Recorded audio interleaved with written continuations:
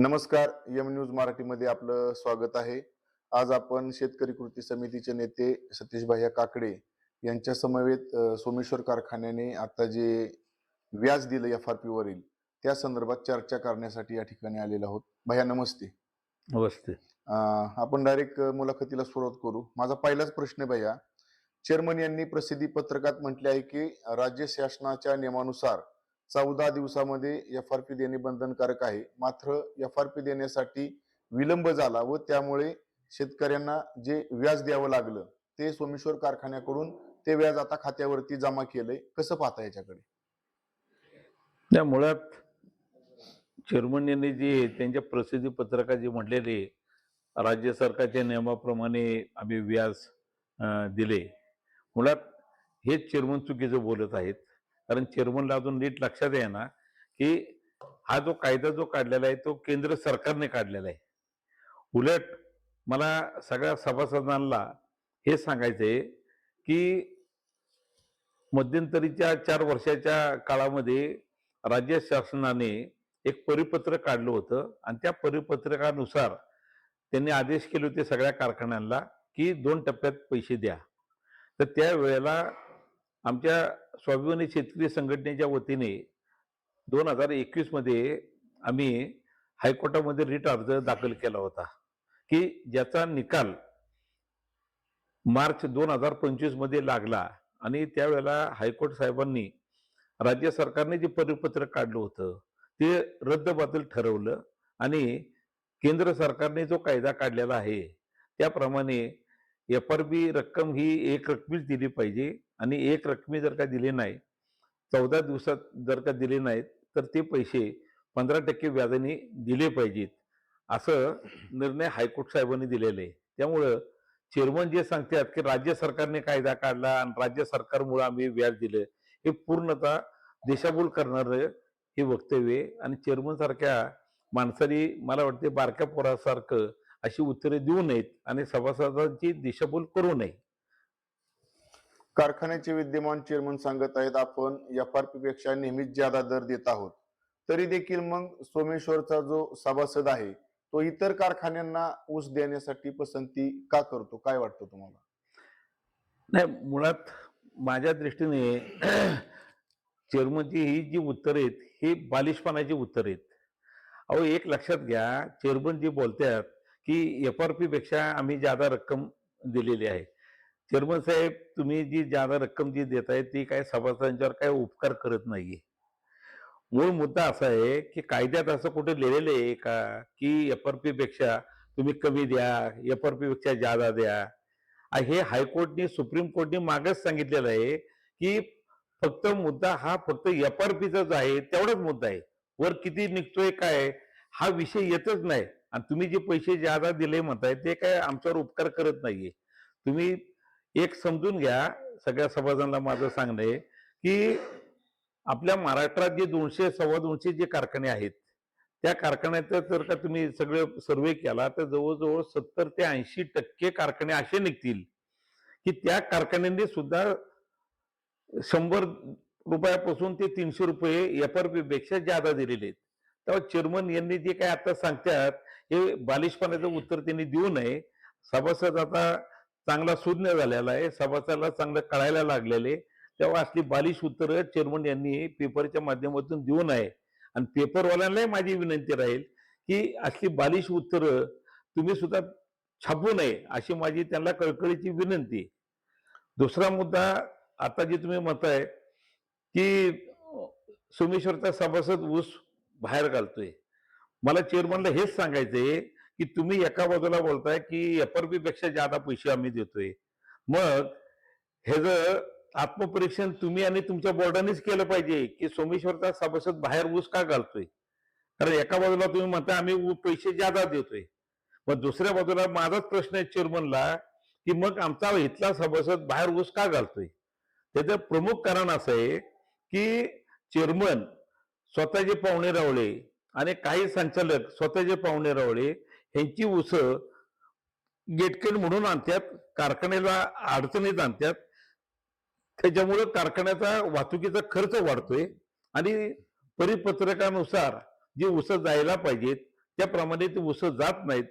शेवटी शेतकरी हा 12 महिने अडचणीतच असतो आणि त्याला जर का टायमिंगला पैसे जर का मिळत नसतील तर न विलाज असताना त्याला माहिती आहे सोमेश्वरचा ऊस 200 रुपये ज्यादा निघू शकतो, निघल, तरी सुद्धा तो बाहेर गेटकींनी का देतो? तर त्याला त्यावेळेला त्या पैशाची आवश्यकता असते. तेव्हा असली उत्तरं चेअरमन मेहरबानी करून तुम्ही देऊ नका आणि कारखान्याचं नाव तुम्ही कमी करू नका. खरं तर मुसा काकडे कॉलेजचा विषय हा न्यायप्रविष्ट विषय आहे, यावरती भाष्य करणं चुकीचं ठरेल. पण आपण वारंवार प्रसिद्धी पत्रकात आवाहन करतो चेअरमन साहेबाला की विशेष सर्वसाधारण सभा घ्या आणि कॉलेजच्या विषयावरती तुम्ही चर्चेला सामोर जा. नक्की का असं?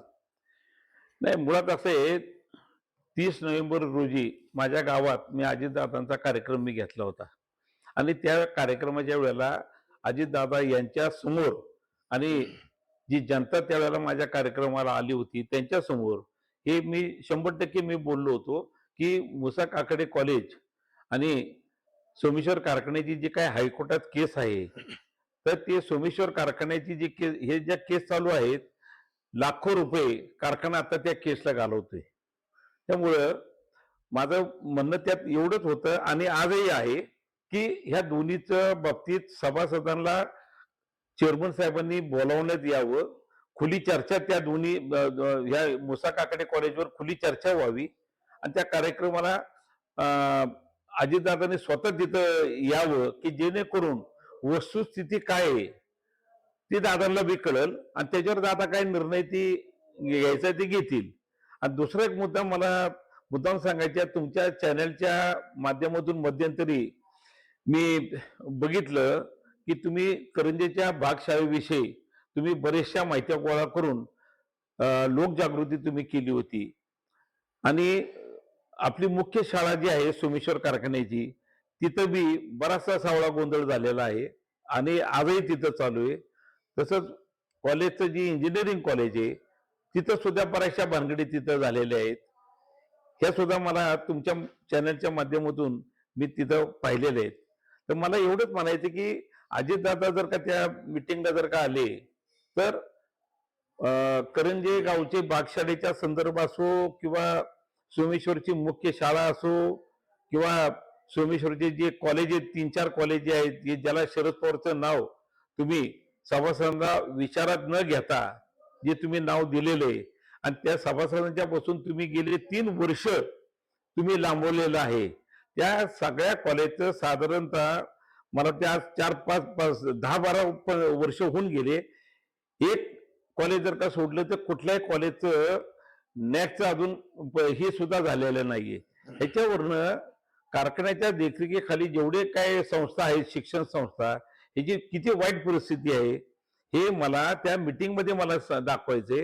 आणि त्याचबरोबर कॉलेजचा आणि कारखान्याचा जो काय वाद आहे तो नेमका वाद काय आहे हे सभासदांना कळणं गरजेचं आहे आणि हे सगळ्या वस्तुस्थिती कळल्यानंतर दादा काय निर्णय घेतील ते घेतील आणि सभासदांना नेमकं काय पोझिशन आहे. कारण माझ्या दृष्टीने मुसा काकडे कॉलेजमध्ये जो काय 97 साली जी काय केस दाखल झालेली की ज्याचा त्या केसशी माझा काही संबंध नाहीये. मी 2003 पासून चेअरमन झालेलो आहे, परंतु मी आता चेअरमन असल्यामुळं 95 साली 97 साली जो काय प्रकार जो काय झालेला आहे तो सगळा माझ्या डोळ्याखालनं गेलेला आहे आणि ह्यातला मुख्य सूत्रधार कोण आहे आणि त्या कॉलेजच्या कारखान्याच्या भानगडीत कुठले कुठले चेअरमनने काय काय गोंधळ केलेला आहे हे सभासदाच्या पुढे मला पुराव्यानिशी मला मांडायचंय.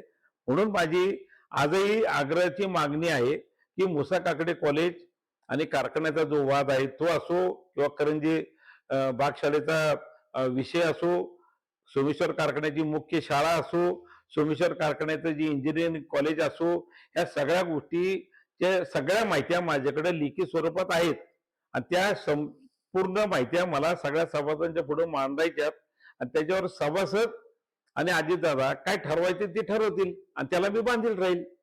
बाय, शेवटचा एक वेगळा प्रश्न, आगामी येणाऱ्या जिल्हा परिषद पंचायत समिती निवडणुकीमध्ये शेतकरी कृती समिती म्हणून तुमची भूमिका काय असेल? तर मुळात मी किंवा आमची कृती समिती कुठल्याही पक्षात नाहीये. अजितदादांचं तालुका लेवलला जिल्हा लेवलला काम चांगलं आहे अजितदादाचे माझे संबंध चांगले आहेत. त्यामुळं जिल्हा परिषदला आता अजितदादा उभे कोण करणार आहे किंवा काय मला त्यातली काही माहिती नाहीये.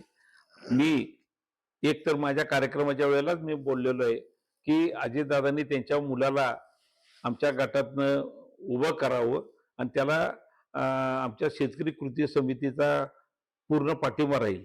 आता त्याच्यावर दादा काय निर्णय घेतात ते लवकरच लवकर कळेल आणि ते कळाल्याशिवाय माझी आणि आमच्या कृती समितीची भूमिका काय राहणार आहे ते थोडंसं मला वाटतं गुलदस्त्यात असलेलं अधिक चांगलं होईल.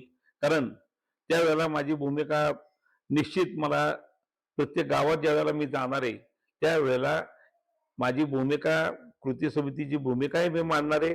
कारखान्याच्या बाबतीतले जेवढे काही गोष्टी आहेत त्या सगळ्या सुद्धा मी प्रत्येक गावात मी तिथं मांडणार आहे. कारण एक दुर्दैवाने मला मुद्दाम सांगायचे की मी पेपरमध्ये काही वेळेला प्रेस नोट दिली तरी प्रेस नोटमध्ये ह्या सगळ्या बातम्या येत नाहीत आणि हे दुर्दैव आहे. कारण जर का सभासद जागृत करायचं असेल तर आम्ही जी काय वर्तमानपत्रात आम्ही जी प्रेस नोट देतो ती त्यात येणं गरजेचं आहे. आणि जर का मी होतो कोणाला माझ्या विरुद्ध केस करायची असेल तर त्यांनी बेसिक केस करावी. त्याच्यावर काही कुठल्या पेपरमध्ये यायचं काही कारण नाहीये.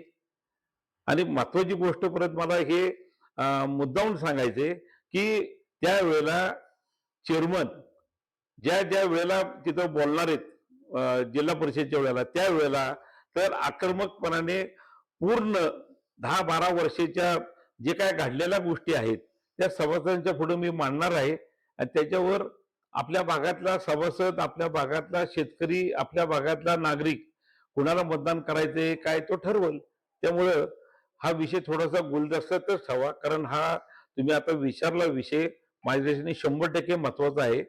त्यामुळे मी आता त्याच्यावर काही प्रतिक्रिया देणं काही योग्य नाहीये. जिल्हा परिषदेच्या वेळेला बाकी 100% मी माझी आणि आमच्या कृती समितीची भूमिका मी लोकांच्या पुढे मांडणार आहे.